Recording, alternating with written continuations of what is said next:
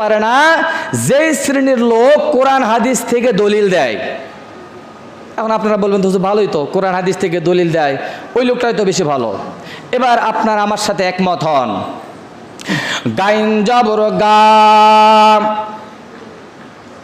গাইন জবর আমরা পড়ছি গ, আর ধরেন গাইন জবর গা, জাল জবর জা, খ জবর খ, গা জা, আমরা আগেরটা নিয়ে নেই খা জবর খা, তাহলে এখানে উদ্ধৃতি আসলো কি গাজা খা, কি আসলো ভাই গাজা খা।